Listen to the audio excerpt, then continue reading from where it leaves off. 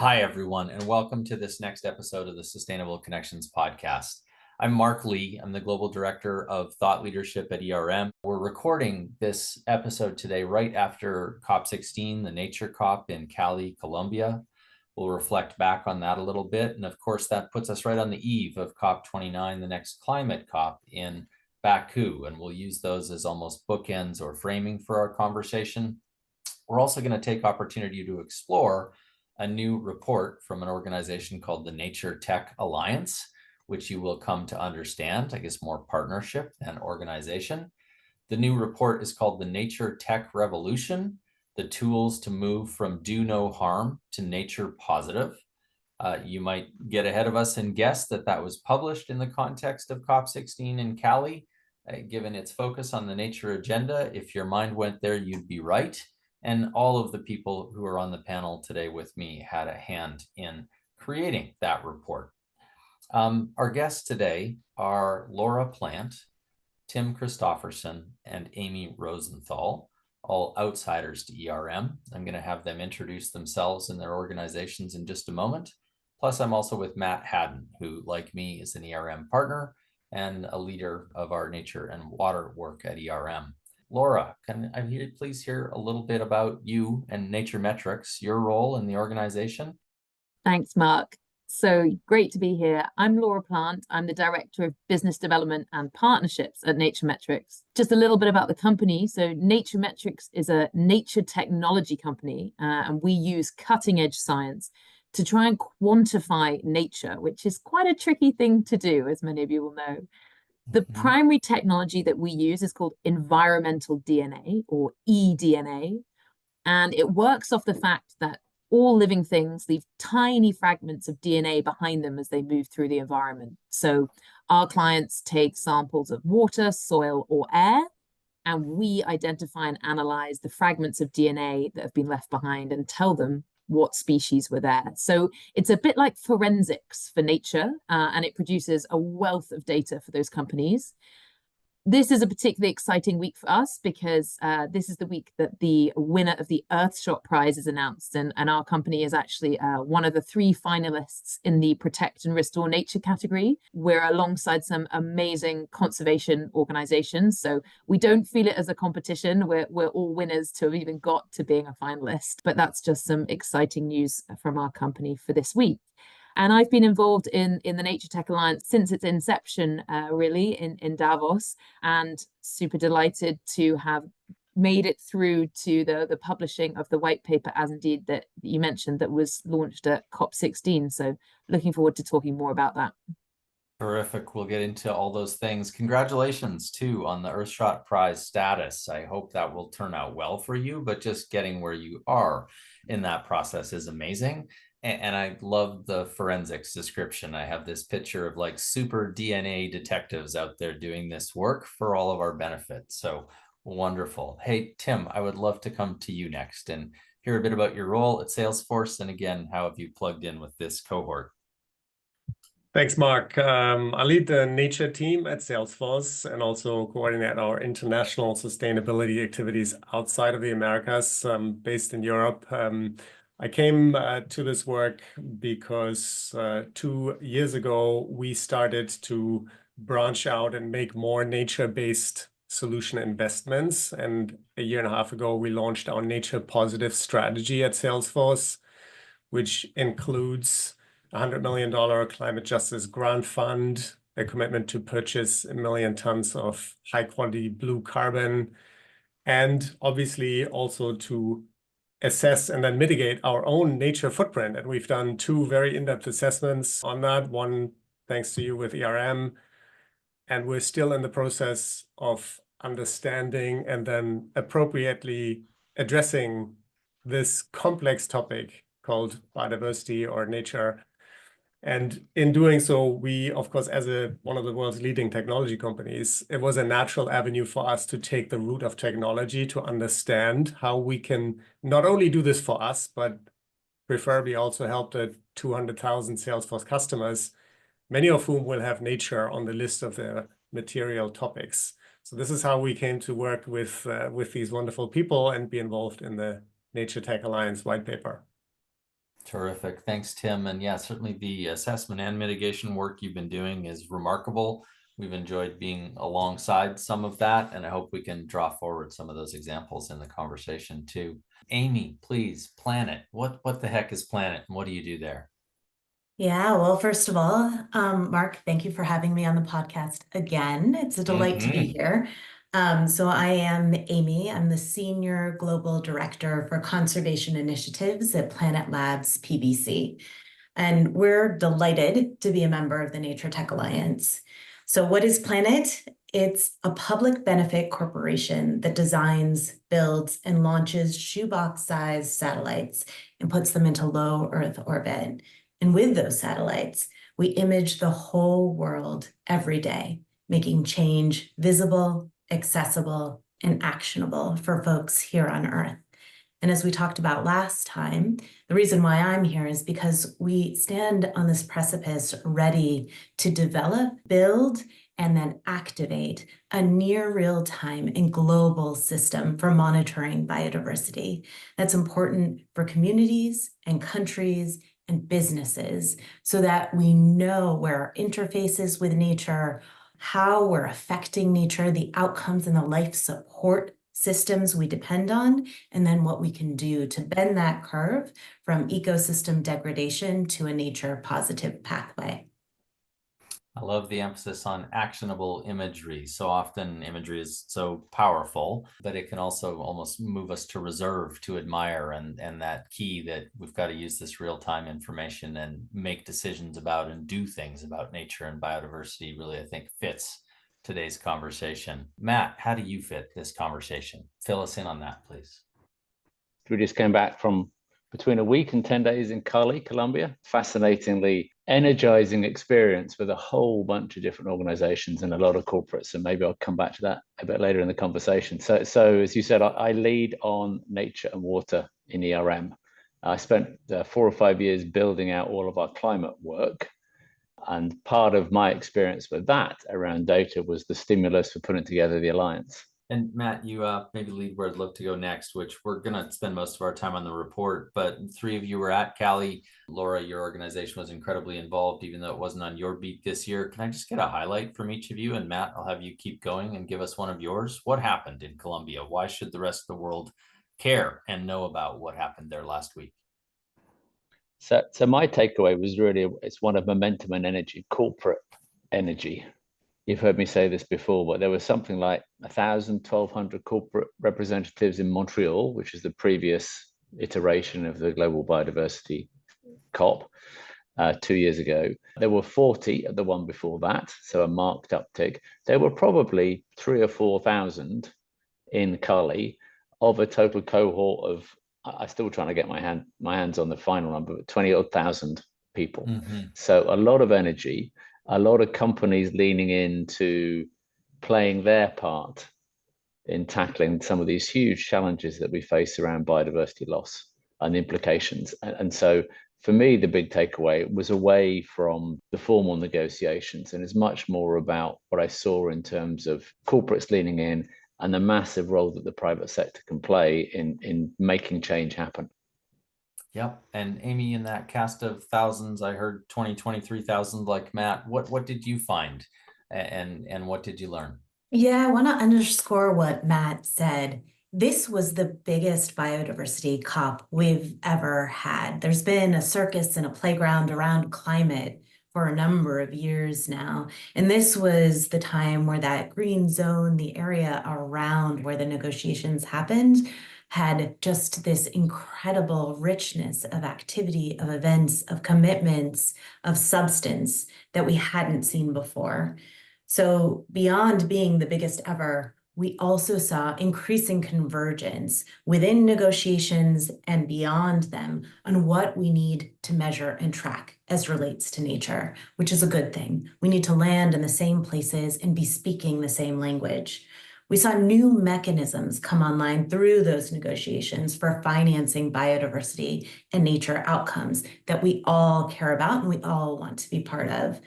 But I think the disappointment from my perspective was that we're still lacking the commitment on the part of many nations to bring together the resources we really need to fill that nature deficit we face today. Yeah, I think, I'm not 100% sure this stat is exactly on, but the figure I saw was that from Montreal, countries were supposed to come forward, with their plans to deliver on the biodiversity framework that was agreed 2 years ago, and 85% of nations have failed to do so, right? So we need a different level of commitment and pathways to deliver on the promise of the framework. Tim, if our numbers are right about population, then you were in that cohort of being 1 in 5 or 1 in 6 that came from the private sector, from a corporation. What point of view did that give you on the event? So I have a slightly longish baseline on this, because early in my career, I worked for the Convention on Biodiversity Secretariat for 5 years. So I helped organize 3 COPs, and this was almost 20 years ago now, but at that time, there were no businesses. There was nobody really except governments paying attention, and pharmaceutical industry, because access and benefit sharing to genetic resources was already on the agenda then with the Nagoya Protocol, for example. But compared to that, it's a complete sea change that we are experiencing. And I think we're very close to a social tipping point where people in every walk of life are paying more attention to nature. And I think it hasn't translated yet into political courage and political will. And it's almost, I think, a temporary phenomenon, hopefully, to see that governments are lagging behind that social tipping point. But it's not unusual to see that. I think we just have to keep on pushing until that tipping point translates into shifting of subsidies and into even more investments. Private funding for nature has gone up 11-fold just in the last 4 years to almost 110 billion. And in that context, that the negotiations centered around a whatever $1 or $2 billion public fund commitment that did or did not come. I mean, it almost sounds irrelevant, but of course, it is important to have that kind of political signal to then unlock the much larger private finance. So let's just keep on pushing. But it's an exponential solutions curve that we're on now. No, it's good, the good kind of exponential, obviously. And I'm intrigued, and I really resonate with the comment that society and communities and individuals can relate to nature in a way that makes it tangible, right? And we've seen that happen in past waves. The things that brought us, the EPA and the Clean Air Act in this country came from waterways and airways being so polluted that communities demanded change. Hopefully we'll see that kind of push into the full spectrum of nature and biodiversity now. Laura, I know you were observing the event from outside, but I think that perspective is actually really interesting compared to those who are on the ground, because being at these events, you don't experience all of them for being there. You experience a tiny fraction. In some ways, you interpret them better, probably outside looking in. So what did you pick up from Colombia from afar? Thanks, Mark. Yeah, it's interesting hearing those folks here today who were there, and also from my team who were there, did talk about that energy and that momentum and that electric feel. And then yet the news reporting afterwards is saying, what a disappointment. People didn't manage to get to the final negotiations. People had to leave early. So it is important to get the voices of the people who were there to hear some of the positives. And certainly it's true that a lot of the activity that was happening around the fringes was very vibrant, and particularly that piece around the private sector engagement is something that isn't reported on so much in the mainstream news.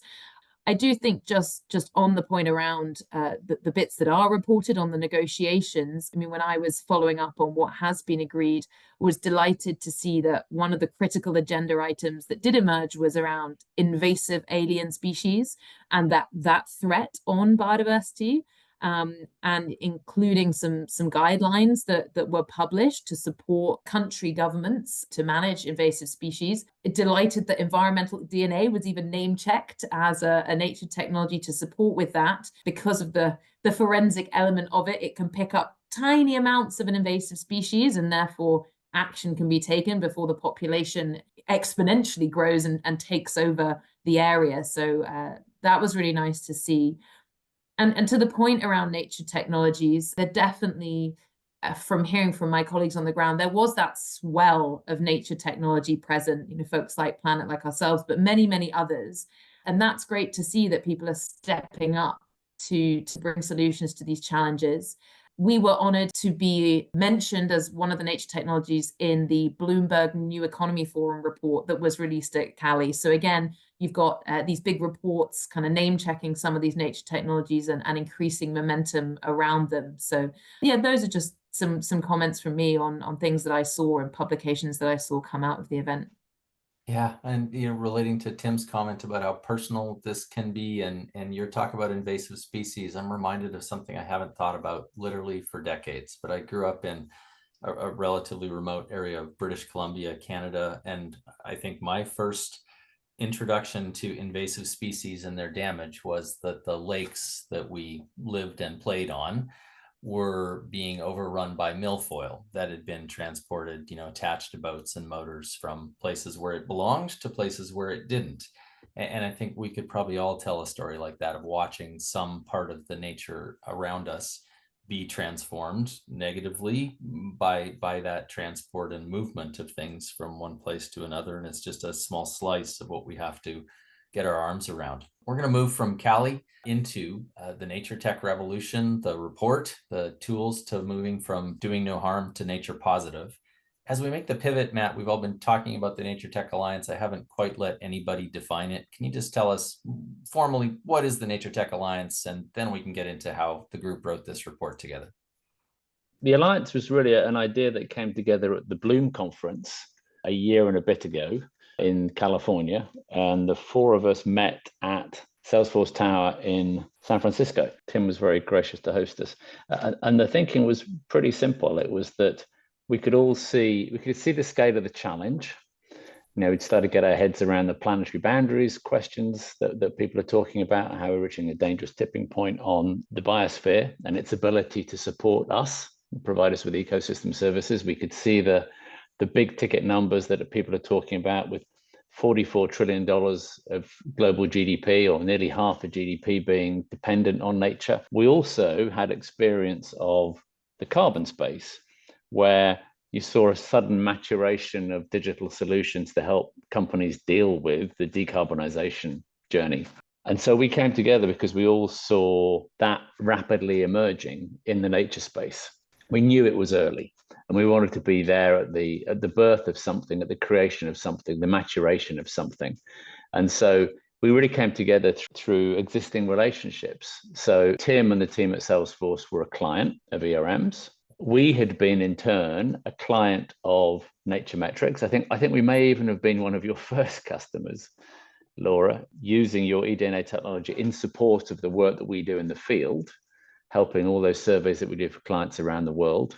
We probably weren't the first, but we've been working with Planet for 5 or 6 years by this point, using the satellite imagery that Amy and team provide in the work that we do for clients. So we came together to say, hey, we think there's something happening. There's a swamp. I like to use an ecological analogy. There's a swamp of different providers, and there still are. How do we create some solid ground in that swamp to stand on? How can we start the succession process in this swamp so we can help build a woodland in the middle of the swamp? I am an ecologist by background, and I have this mental image of us creating something where we start to create some solid ground, where we can help companies make sense of both the challenge, the data availability, and the solutions they can start to bring together. So that's where the NatureTech Alliance was born. We launched it at Davos. Again, Salesforce was kind enough to host us there, and that's how we all started. And so we've been working through, what does it mean? Where are clients on their journey? What can they do about it? And I think Tim made a great point as we squared up around this white paper. We probably all started perhaps a little naively thinking, hey, the world is ready for full-grown, mature solutions in this space. Beginning of this year, absolutely wasn't true. People are looking at it going, okay, I've got to take my first steps. I don't know quite what to do. They're not in the same place they are with carbon, but we can see it coming. And so the purpose of the white paper was to try and shine a light on where are companies now, where are the leaders going, and where is the technology going? And one of the great things about the technology, and Amy's colleague Andrew Zolli has a great line on this. He says, we're going to go from data deserts to a data deluge, by which he means there's going to be more data about the natural world than you can shake a stick at. The satellites, the eDNA will have so much data and insight about the natural world in the space of the next year or two because of the sorts of technologies that are represented here, plus a bunch more. Plus, we're going to have the compute power to do something with it, all the emerging AI capability, and the cost of both are going to go down. So we're going to have the sorts of insights that will enable us to create digital twins for nature that a year or two ago, people would say, that's a ridiculous idea. You can't possibly do that. We are literally going to have more insight about the world than we've ever had. And that is converging with these emergent demands and awakenings among the corporate world. You've given us a few bridges there, Matt. You know, I think that we've got a picture now of who is behind the NatureTech Alliance, and I'm kind of putting, you know, we've got a Marvel universe, we've got a DC universe, we've got another group of emerging nature heroes in the NatureTech Alliance, and you've taken us to the technology part of the report. So it speaks to the nature tech revolution, and big part of the hint there is that there's a data revolution in terms of volume and quality going on as well. I want to tick through some of the elements of the report. So I'm going to bounce around with all four of you and try and explore some of that. Laura and Amy, I want to start with you.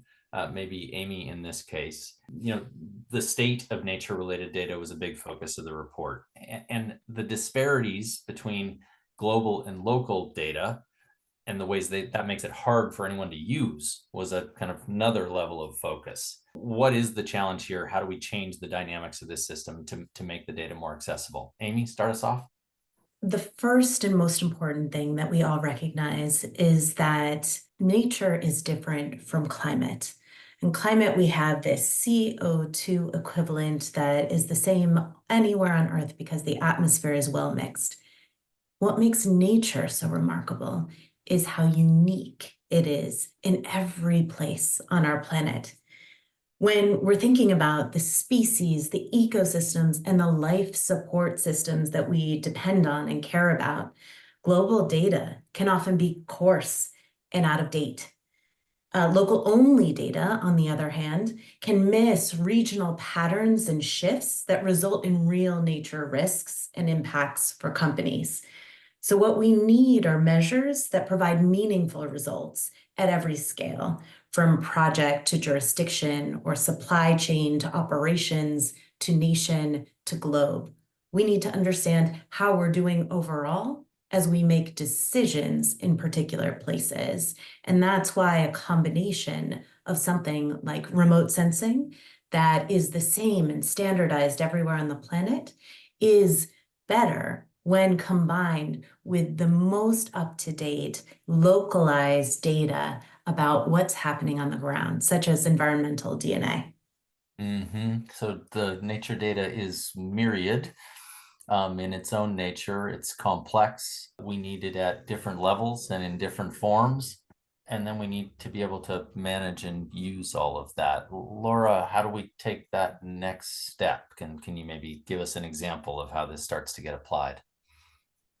Yes, great question, Mark. The interesting thing that I saw at COP, just coming back to that, was an amazing art installation by Benjamin von Wong, which was a Jenga block. And they even got the trademark from Hasbro to use the term Jenga, so the sort of tumbling blocks game, I know it's called in some places. And they have these building blocks of nature showing how they stacked on top of each other and they were interdependent on each other. And the reason I bring that up, not just because I love board games, it's also because I think it relates so nicely to what Amy just said there. There are some parts of nature that can be really well monitored from a global perspective using remote sensing that does get you that global coverage. You get the habitat view, you get the view of the trees and some undergrowth now with that hyperspectral stuff that Planet's got. But also there's a lot of stuff that make up those building blocks, that big whole ecosystem picture that just cannot be measured using global averages, using model data set. It needs to be measured on the ground. And those things are the animals that don't want to be seen either from a satellite or by people on the ground. And it's also the fungi, the bacteria, the small things that are too small to be seen easily with the human eye. And for us as a site-based technology, that's super important, is that people understand that they can use those global databases, whether they be satellite data or whether they be sort of modeled, extrapolated data from a desk-based literature review. And they can use that in the early stages of their nature journey, their maturity. They can use it to understand where their risks and opportunities might be, what their material impacts and dependencies might be. But then they've got to get on the ground. Once they've worked that out, they need to get on the ground and actually understand what's there and how their company is having an impact and what action they could take. And that is so local. And it also relies on local knowledge as well. So speaking to people on the ground once you've got that data about what they need to see and what they would recommend. I can't tell you how much I love the Jenga blocks piece, and I think we're going to use the blocks throughout the conversation, but it also flashes me back to the prior Nature COP in Montreal, and folks who were there saw images. They had a mechanical flower there, was the kind of symbol of that COP. And as the negotiations progressed and went better, the flower would sort of bloom. It would stand up straighter, it would stretch. And I would like to see a future COP bring the flower and the Jenga block tower side by side so we could watch them both kind of reach for the sky. Tim, you're going to get the blocks next. You know, what we're hearing from Amy is that there's this unbelievably complicated picture of data at every level. Laura's just broken that down into some of its component parts. You're sitting inside a company that's trying to overcome the data fragmentation, I think, and get it clear enough to be able to make it decision worthy. You talked about your nature-based solutions investments and otherwise. What steps are you taking with technology and with people's brains and experience to overcome that fragmentation and make this practical?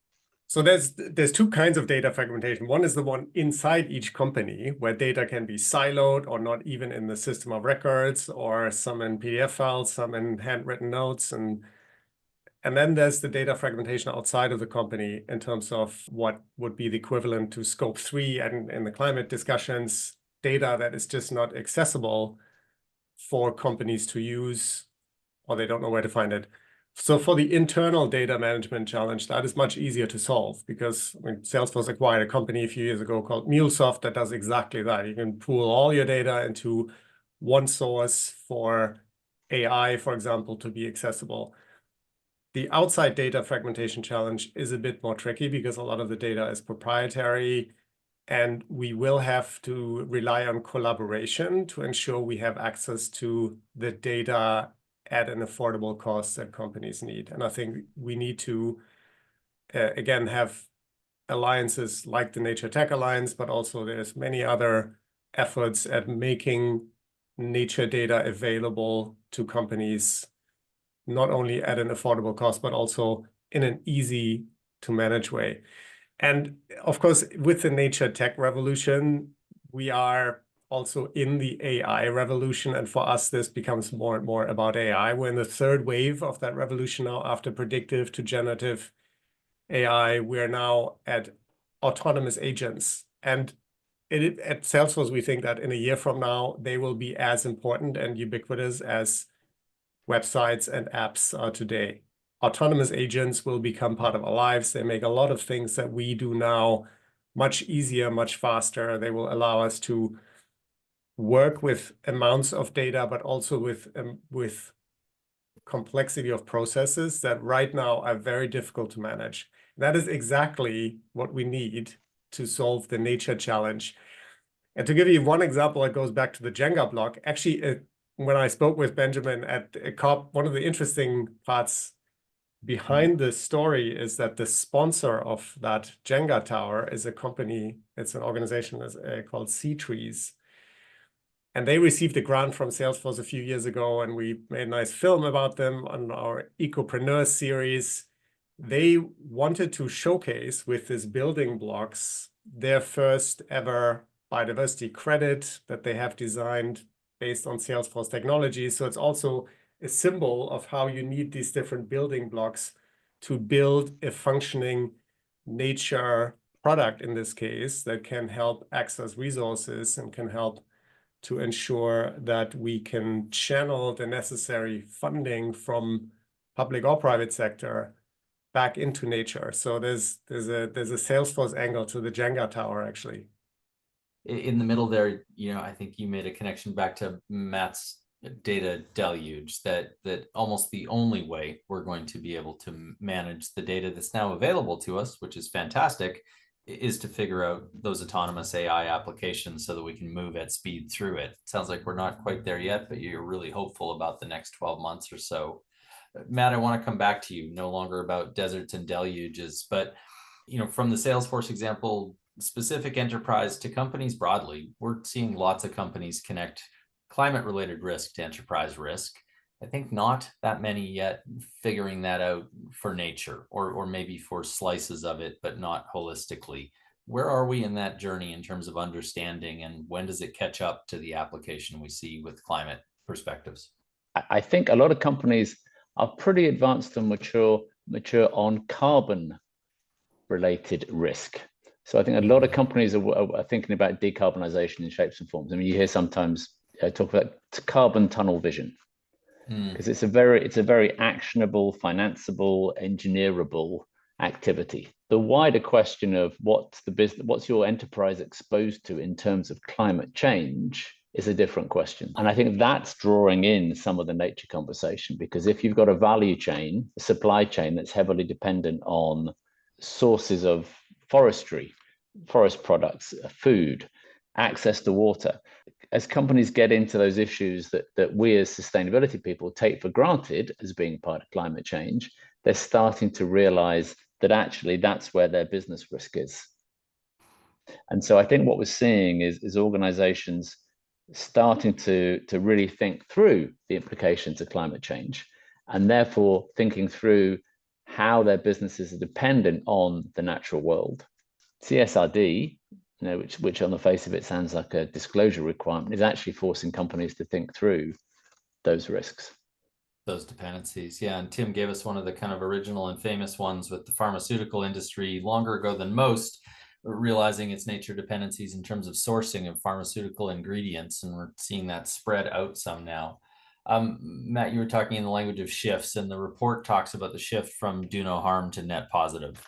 Some folks might not get the nuance, so I'd love you to explain maybe the drivers behind the shift. And then Tim, can you talk about why companies would adopt a net positive agenda? So Matt, a bit what's shaping this, and Tim, how it's playing out in practice?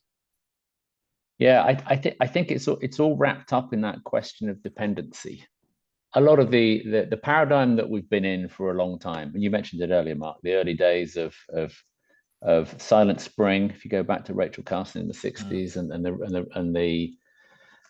the raft of regulations all over the world about environmental protection, that gave us all sorts of different things: Clean Water Act, Clean Air Act, etc., etc. It was all about compliance with produce less bad stuff, and organizations have got very good at that.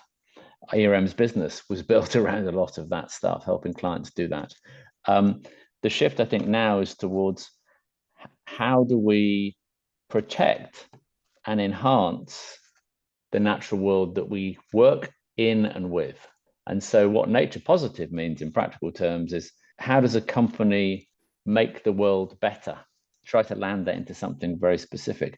Regenerative agriculture is a great example of the farming and food industry waking up to realize, actually, we can protect the sources, the places that our food and raw materials come from, and we can engage with the communities that work with us and in those places.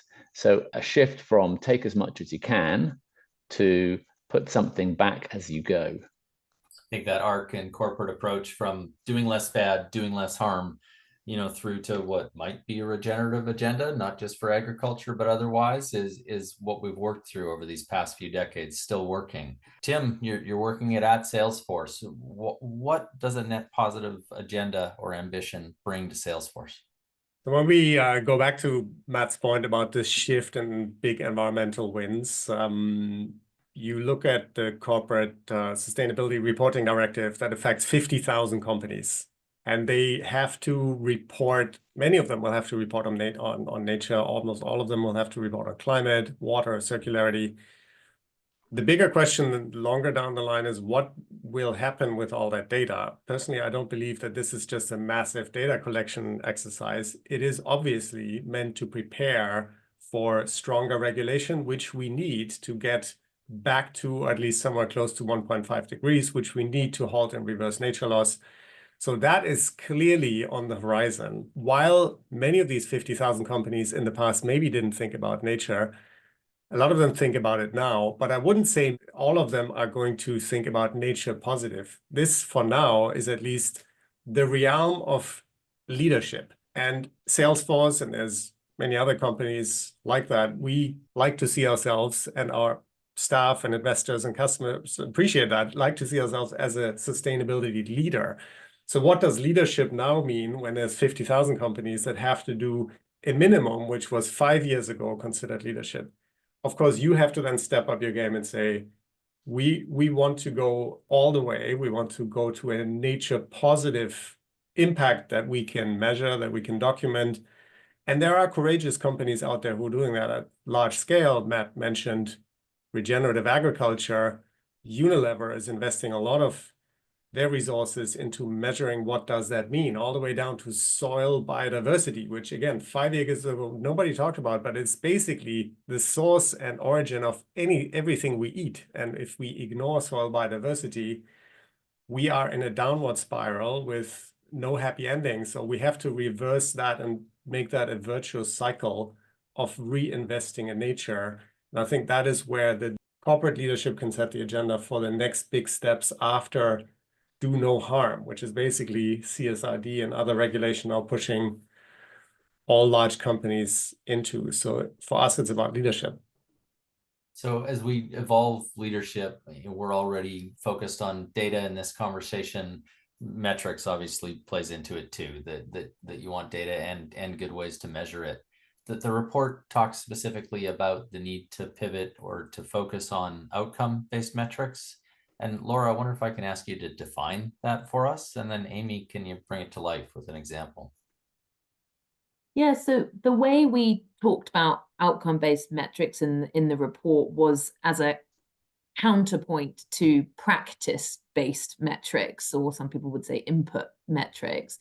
And to use the Unilever regenerative agriculture to demonstrate that a bit, Unilever in the past might have said, let's do a metric on the kilograms of fertilizer applied by our farmers and try and get that number down. Now, that's a classic practice-based metric. We have a hypothesis, maybe, that fertilizers are affecting soil health, but let's just measure the fertilizer use.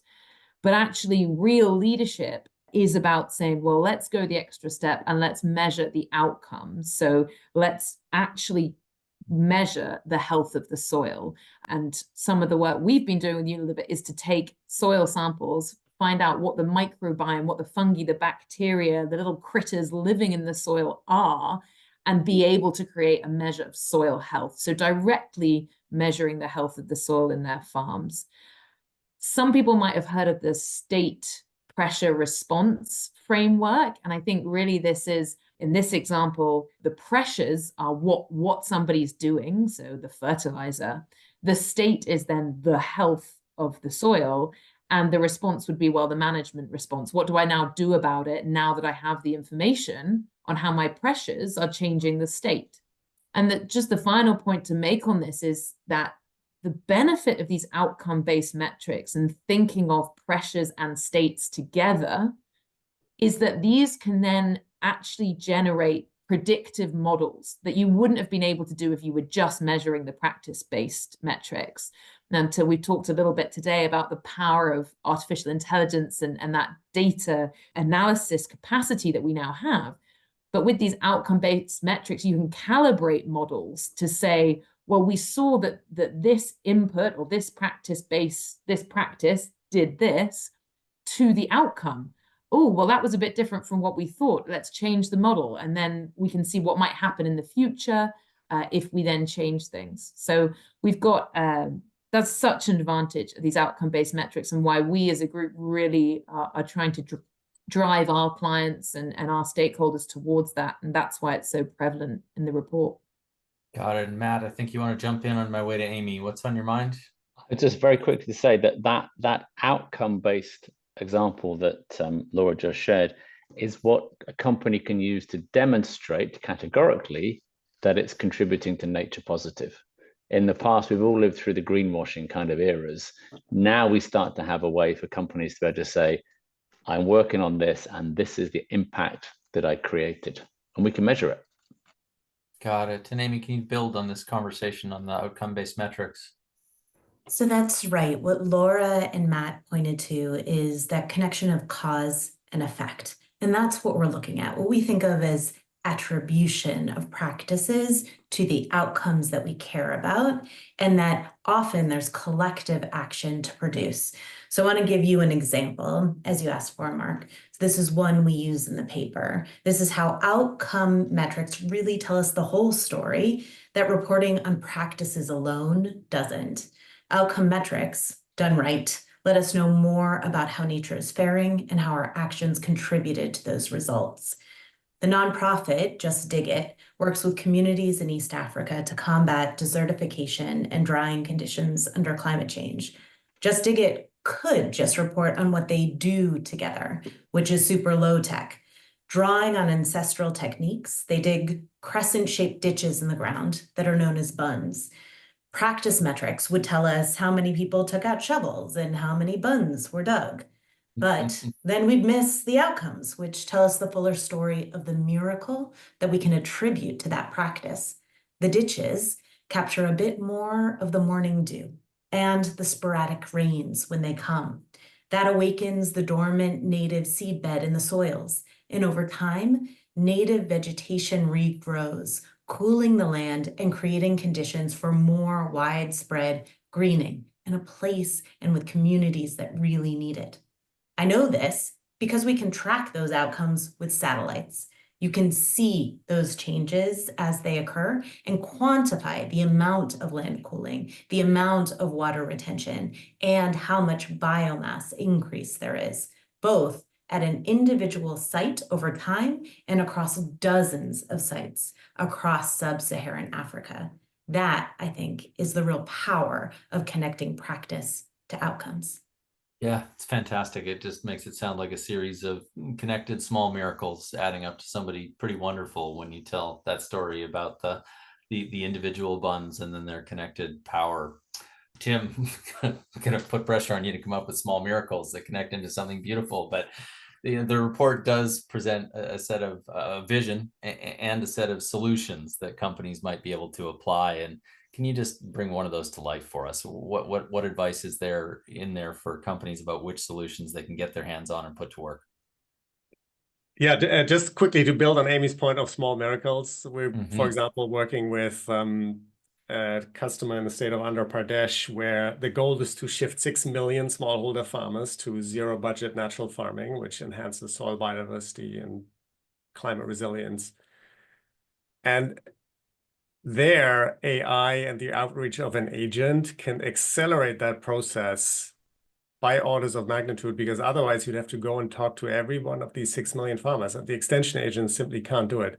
So let's think about also the small miracles in the context of technology and how we can reach millions. There's 1 billion smallholder farmers in the world. How we can reach all of them in a way that is meaningful to them, that is accessible to them, that gives everybody a PhD in agriculture in their pockets.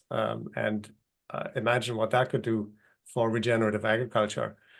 So I'm going to pick, obviously, the one that is closest to our heart is data fragmentation in terms of the 7 recommendations that's most easy to deal with. And again, the internal data fragmentation, first of all, takes a conversation between the chief sustainability officer, who used to be responsible for sustainability, and now the chief finance officer, who suddenly comes into the picture because this moves from voluntary to compliance action. And there's now ESG controllers in most big companies. So suddenly you have to have a number of people around the table. And that is a huge opportunity, because it's the first step to overcoming the siloization of data within a company. And I think that's now what many companies are finding, that they unlock a lot of synergies by pooling all their data around sustainability that they need and then comparing it with their enterprise resource planning.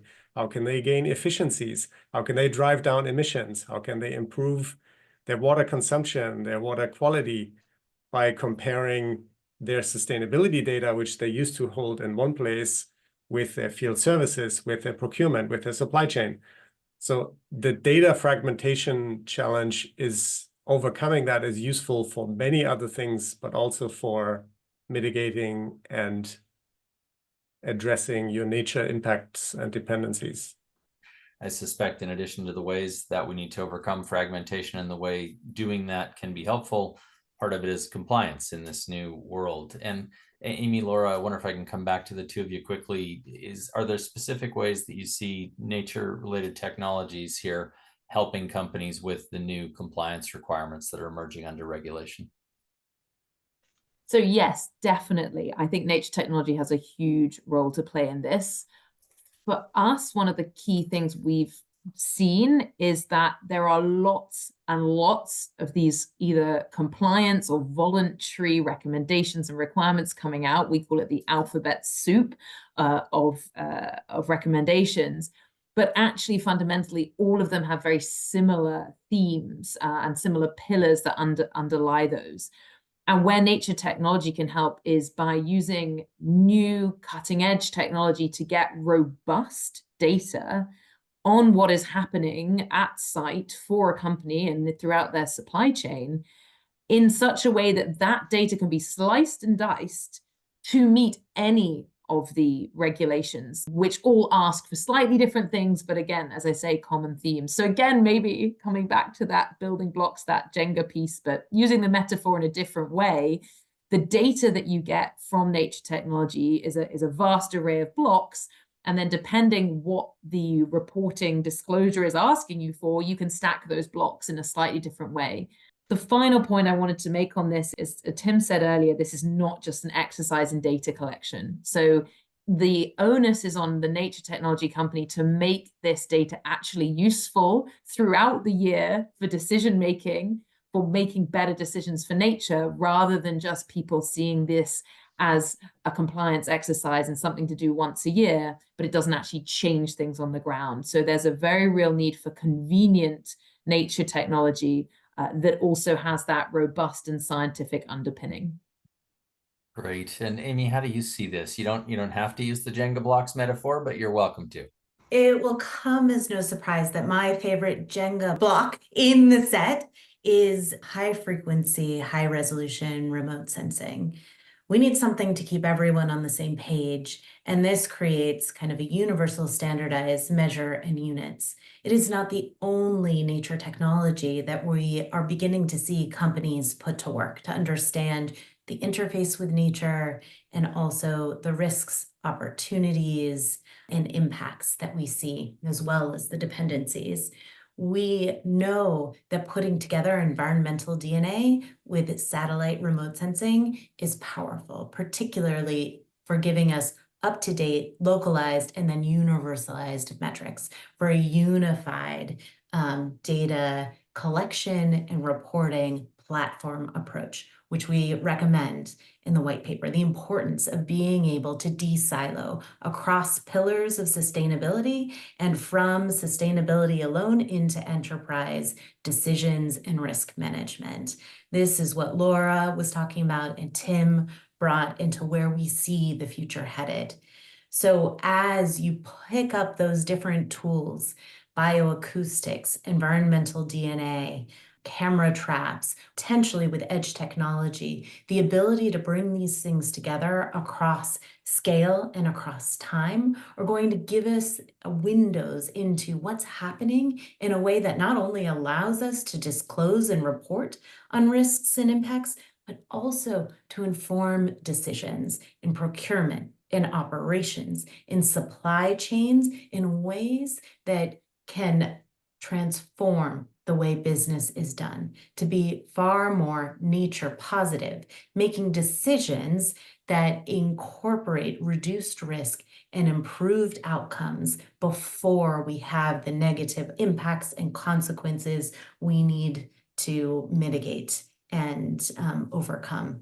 That is what we're looking towards. And one of the new and emergent tools in our set, new Jenga block, as it were, is artificial intelligence, the kinds of deep learning techniques that we're using to derive from remote sensing and other information, the kinds of insights that allow us to know how nature and ecosystems are faring, its structure, its function, and its composition, and how that can be, those outcomes are attributed to the behaviors, the activities in business across the board.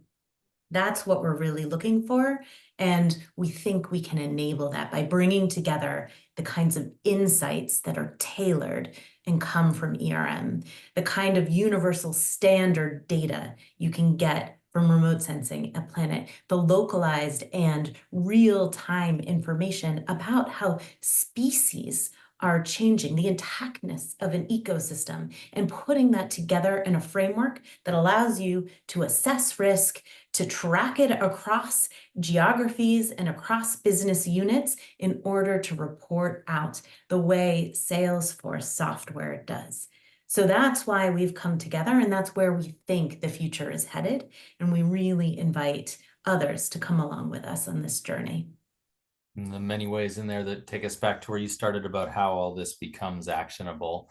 I'm going to thank all of you for what we've done today. For all of you out there listening, you've been introduced to the NatureTech Alliance. We hope you found a little bit of inspiration in the NatureTech revolution. There's so much here that can be applied and played through the work that all of us do, whether that's in a corporate setting, whether that is in one of the many synergistic parts of the ecosystem that support all the nature-related change that's coming. We opened up saying that we were, coming off of Cali in Colombia. We're now headed to the climate COP in Baku. We'll look for whether these elements of the nature agenda continue to play through and connect to the climate agenda. I think it's one of the big shifts that's going on, or how these things are starting to intersect. For now, I just want to thank all four of you for taking us through the report, taking us through what your organizations are doing, and giving us some hints about how to apply the kind of nature data and metrics that we need to be successful in the field. For everybody who's listened, if you're interested in more sustainable connections, all the podcasts are available on erm.com, and thanks for sticking with us today.